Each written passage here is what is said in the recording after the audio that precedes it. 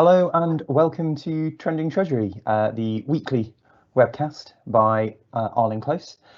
This week we're joined by Jon Coane of Anthony Collins and Amar Jandoo, who's many of you will be aware is a client director at Arling Close, and we're going to be talking about projects that boost the local area and how, when you invest in your local area, how to manage those projects, how to look at them, how to do things right, avoid some of the obvious pitfalls, make sure you're getting some of the benefits. So thank you very much for joining us. Jon, hopefully you can hear me okay. How's the weather up in Birmingham? It's a bit grey and overcast in Walthamstow.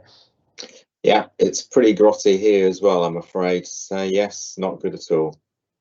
And Amar, how about you? You're not very far away from me though, so I don't suppose there'll be much difference on your side. Unfortunately not.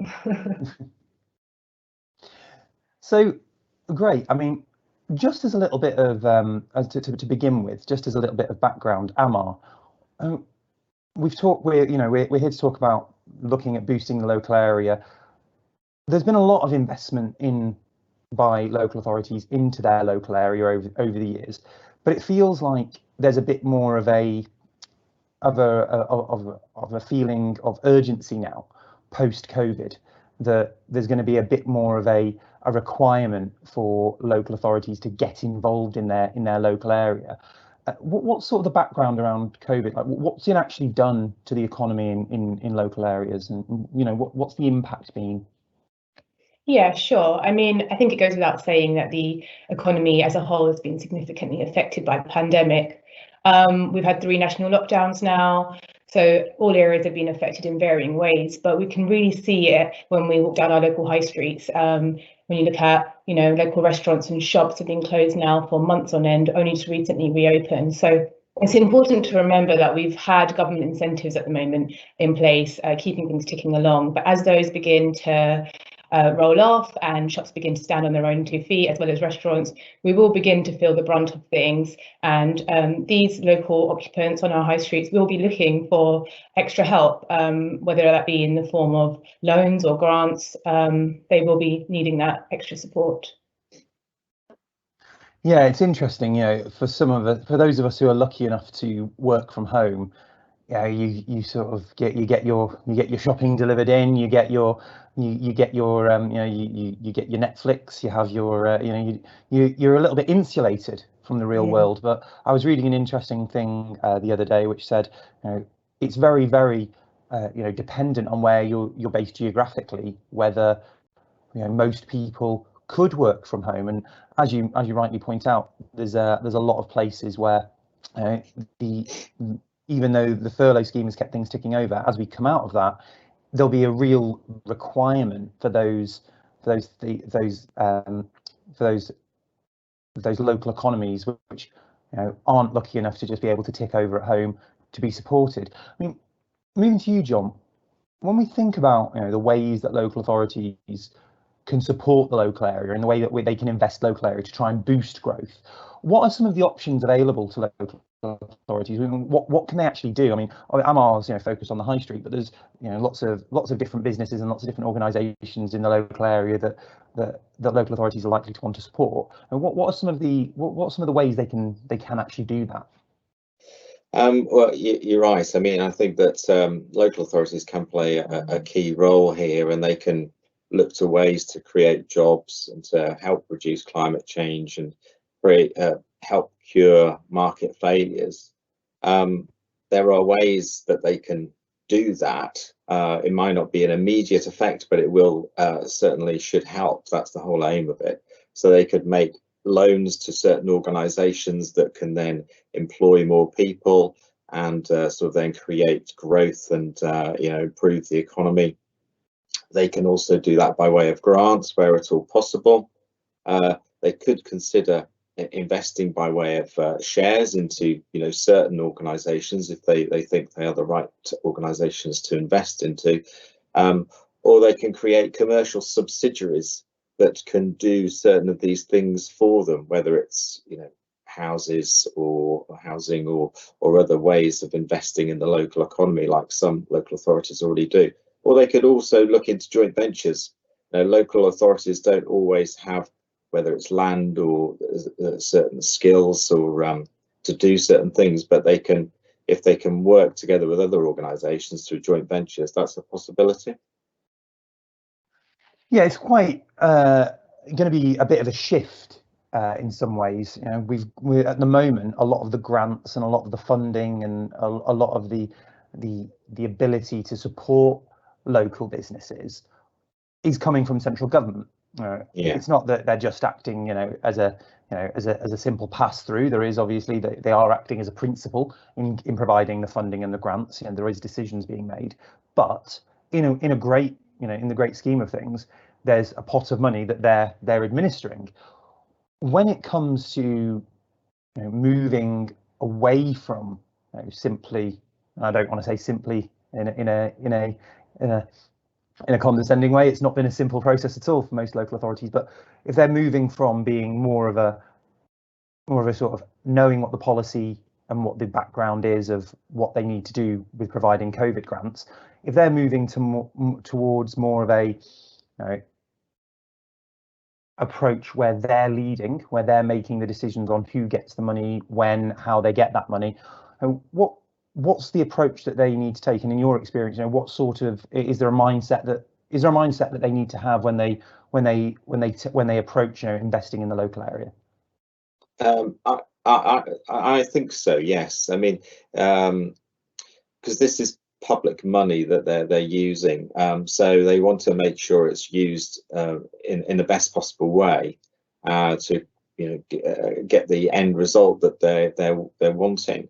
And when you're investing money, let's say by way of loan, the local authority does need to think like a bank. I know that might be certainly difficult sometimes, but you have to think, I know I want to create jobs, I know I want to create growth, but I also, the aim is that we get this public money back at some point. So a good way to think about that is to think, well, what would a certain bank, whether it's Barclays or whoever, how would they act when they would be lending to such an organisation? So if we're taking sort of this more perhaps commercial mindset on and thinking, well, it's public money, we need to be very sure that we're doing the best things possible. What are some of the things that we want to be doing if we're gonna act to make take some of our cues from the financial services sector, or just trying to think a bit more commercially? What are some of the things that we would be wanting to do in that case? The first thing that a financial organisation would do if they were going to lend to another entity would be to understand that organisation. So they would need to do due diligence on that organisation, and whether that's financial due diligence, whether it's on the business itself and on the sector that entity works in.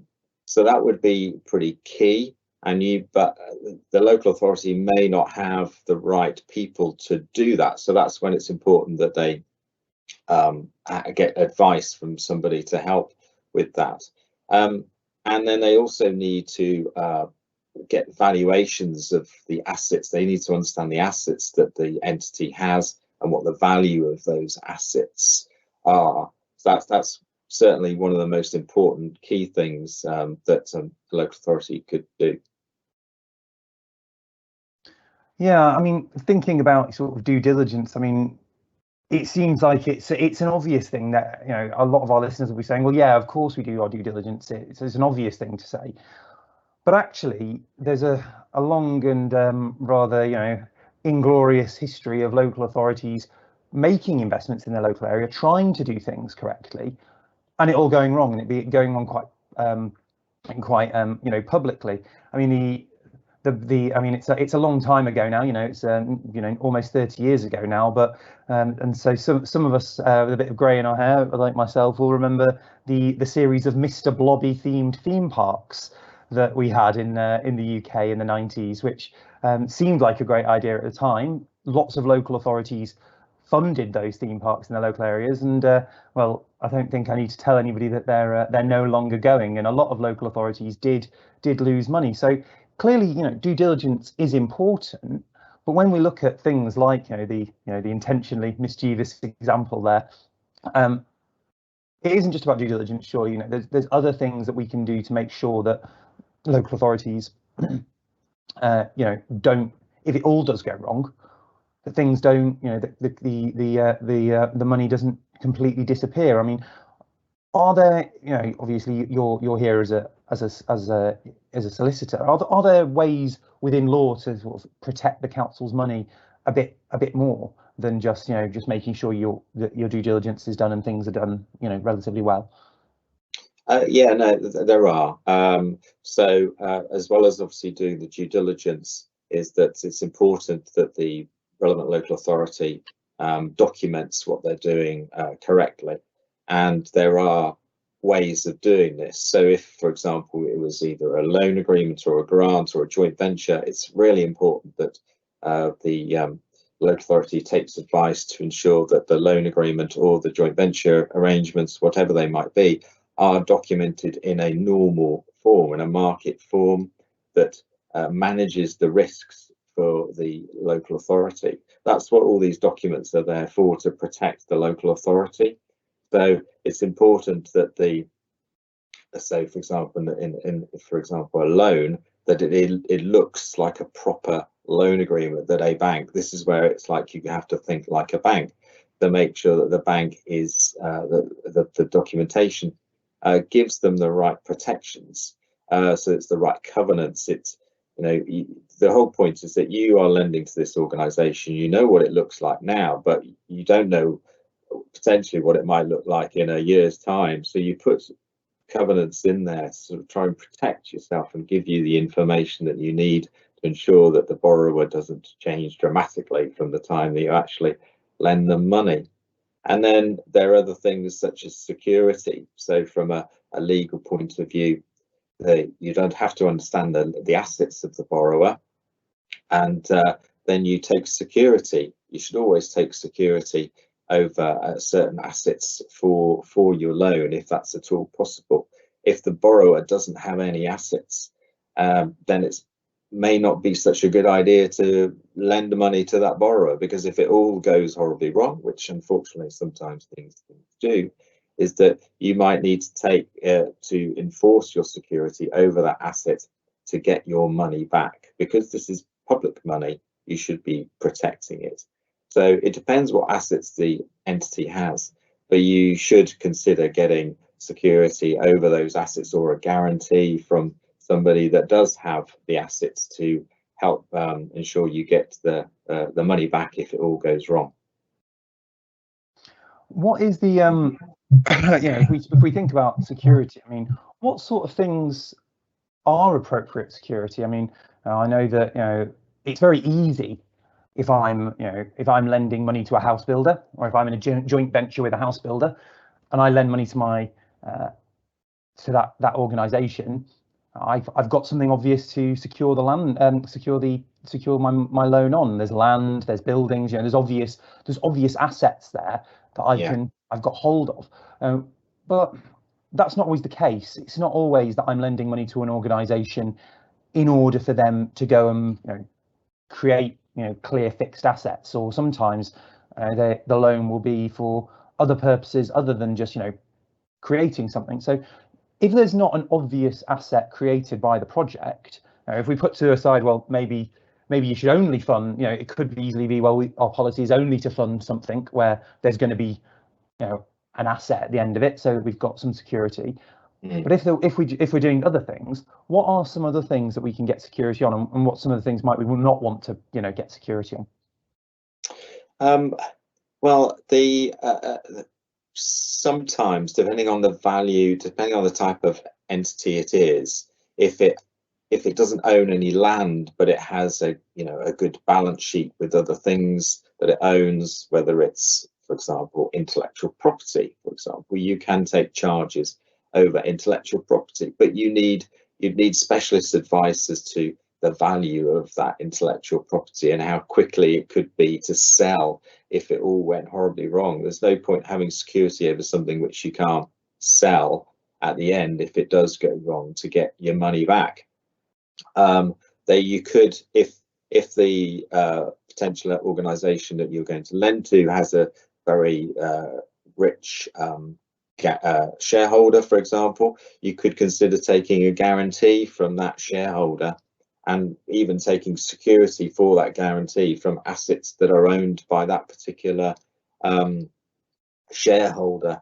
Or whilst they may not have land, they might have some equipment that is very valuable, and even on the sort of second-hand market, if you like, you can take security over equipment as well. There are risks with that, but as long as you take specialist advice as to the valuation and how to protect yourself, then that's something you can possibly do. I mean, there are things which you shouldn't take security over. If there are, obviously, first of all, it has to be owned by the borrower, and that's why you need due diligence to make sure that that is correct. But it has to be potentially, let's say, an asset that you can sell and you get value for. So rather than it's something that reduces in value, it retains its value.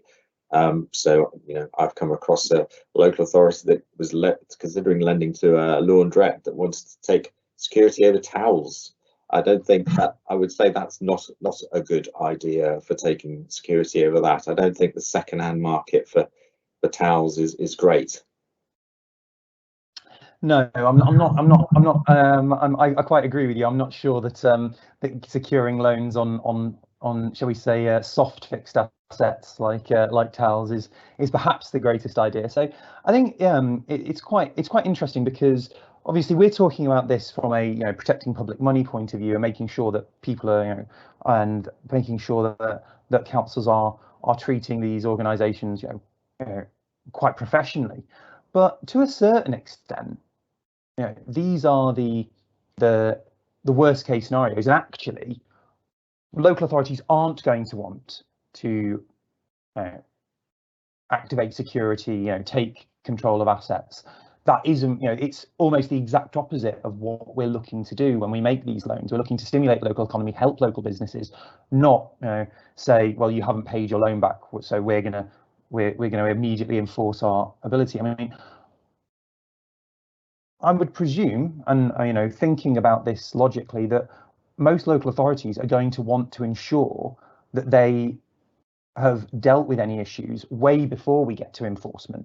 And so thinking about sort of monitoring a loan, what can we do? Because I mean, I presume that what we don't want to do is just provide a grant or make a loan or make an investment and then turn our backs and forget about it and just assume it's going to go well. I mean, what sort of ways what sort of things can we do to monitor these loans, monitor these investments? What's the is there a you've talked about thinking like a bank. What's a commercial process like of monitoring loans? What sort of expectations would a commercial lender have to ensure that way before we get to enforcement, we can deal with any issues? Absolutely. And you're taking your first point, Stephen, is that the local authority obviously does not want to sort of make life too difficult for the organisation that's investing in. It wants it to do well. It wants it to create jobs. It wants it to be successful. That's the whole purpose of what it's doing. So it's a fine line for any local authority when it does this to protect its investment and also to encourage it and to not stop it doing very well. So that's a fine balance, but it's something that is obviously key here. And then in relation to post-completion, it's fairly easy for an organisation to think, well, I've lent the money, that's it, just wait 4 years for it to come, or whatever the period of time is for it to come back in. And hopefully there's interest coming in here as well, because that's one of the points. It creates an income stream for the local authority. That's one of the other bonuses of doing this type of thing, is that, so you don't want it to go wrong. So you do have to monitor it. And the way you would monitor it is you require information on a regular basis. But what is also key is not just getting the information, it's actually analysing the information. And if things aren't going wrong, or going right, I should say, then you do something about it.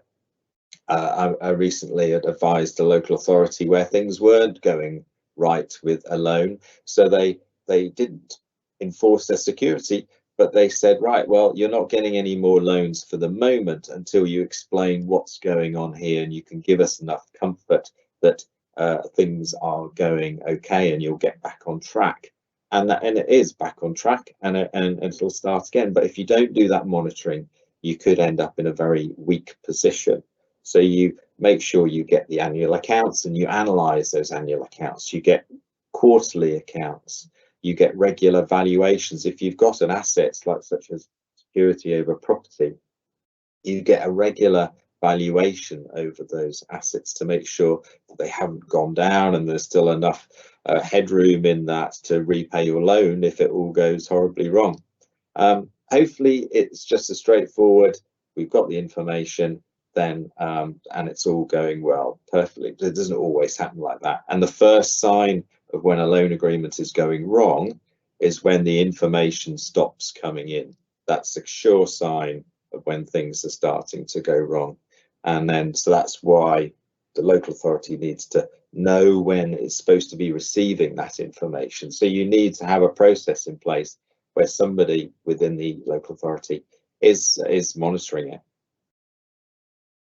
Yeah, it can be quite difficult to know whose responsibility for that is. I mean, often there'll be a service department that has originated the idea of supporting the local area, the finance department who will be looking at maybe doing some financial due diligence, looking at how the accounting will work, and then you'll have the legal team that will probably be working with with external advisors to put the legal documentation together. And I think that probably moves us on to a good point from Amar, which is we're encouraging our clients here to think like a bank, to think more commercially, but really they can't forget they are a local authority and there are specific local authority issues they need to think about. I mean, Amar, from your point of view, what are some of the, even if we're trying to act in a more commercial and more market orientated way, what are some of the specific local authority things we need to think about?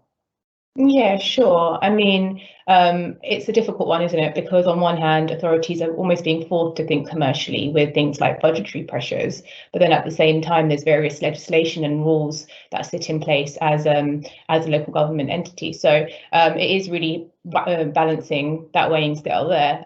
For example, I guess the first and foremost one that sticks out is capital financing rules that come from the Prudential Code, which whereby loans are required to be paid through MRP. So that's something that local authorities should definitely be aware of when looking at things as outlined earlier in this webcast. I guess the second thing and more recent thing is the PWLB new lending terms. So these came into place in November of last year, and it really sets out which authorities are able to access the PWLB's certainty rate at the new rate of 0.8%. And that's really for those authorities looking to provide service delivery, regeneration, housing and things like that. But for those authorities that, again, are looking to think more commercially and looking at purchasing investment assets primarily for yield, for example, they will no longer have access to that certainty rate from the PWLB. So it's really being able to identify what the funding will be required for and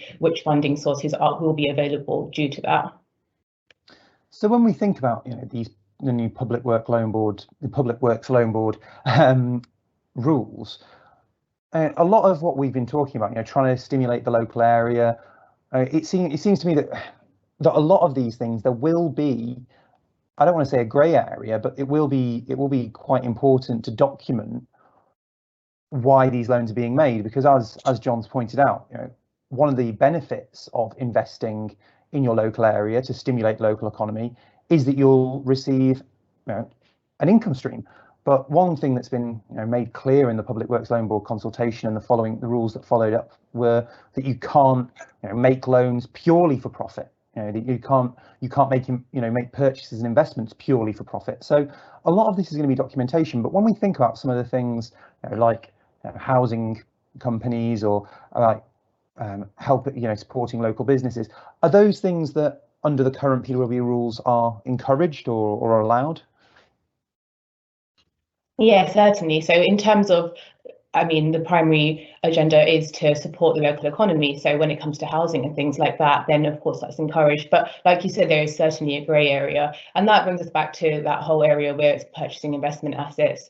Although you're not able to access funding from the PWLB, there is still that grey area around refinancing as well, which is available through the board. So there is certainly grey areas, as you said, Stephen.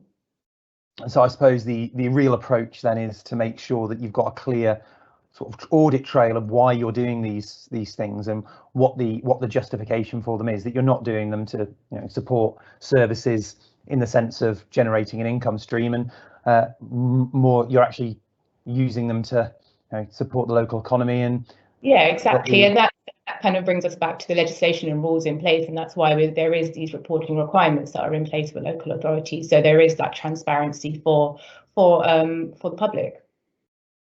Great.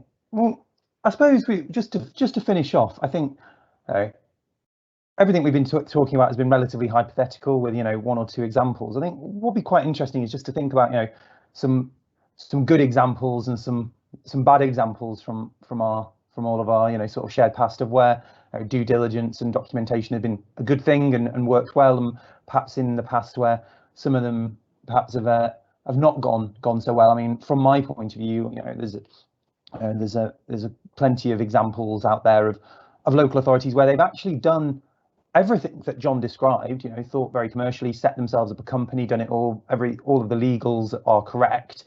But then actually the issue was that last bit that we talked about, that monitoring. And it's all very well having a good process in place for drawing down loans, but if you then don't follow that process, you're going to be you're going to have a significant number of issues. I mean, Jon, what are some examples that you found of where you've seen things go particularly well or particularly badly? Where it's gone well is in that sort of post-completion world, if you like, was the one where I talked about, where there was a problem with the borrower, which I also had spotted and had drawn to the attention of the local authority. And then they sort of stopped and asked reports from the borrower, and they got those, and they asked us for advice and other people, and they got comfortable with what they'd received. And then they started the loan again, and it will be great for the local authority, local economy in the local area when that is completed. But it's a fantastic idea. It's going to create jobs, and it's going to really improve the local area when it is done. Then things where it's gone wrong is when another local authority, which we advised, came to us and they said, well, we don't know how many loans we've lent to this organisation. There's a lot. Some of them have been documented, some of them haven't. And what do we do? And so we then had to sort of help them document it and make sure they got the right processes to ensure that they get the information they require. But it's so it is something that it can go wrong if you don't monitor it. And Amar, what anything that jumps out at you, thoughts, thinking about times where projects you've been involved in have gone particularly well or particularly badly?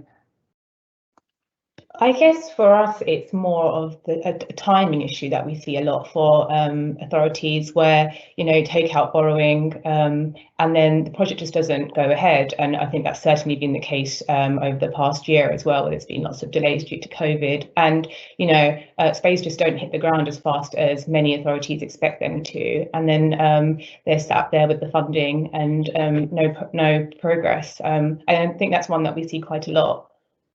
Yeah, absolutely. That's definitely been my experience, where don't fill your boots up with cash expecting all of these projects to hit the ground running. There's always going to be delays. You're dealing, especially if you're following the process that Jon's described. Things will take time. Obviously, everybody wants these things done tomorrow, but these things do take time, and therefore it's best to let the Treasury management follow on from the project, not the other way around. Well, that 30 minutes has gone very quickly for me. That was very interesting. So thank you very much to both Amar and Jon. I think that hopefully for any of our clients that were listening and have heard this and thought, well, that's given us some food for thought with the projects that we've got coming up, especially around the processes to follow and some of the best practices. All that leaves me to say is thank you very much to Amar and Jon. So thank you guys for joining us. And also to say thank you all for joining us. Next week we'll be speaking with Vanguard and discussing ESG concerns within investment fund management. So do join us again at the same time next week. But I'll just say thank you again to everybody and see you again next week. Thank you. Thank you. Bye-bye.